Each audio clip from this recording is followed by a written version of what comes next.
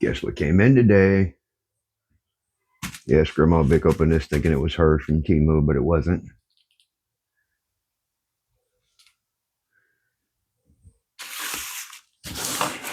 This right here.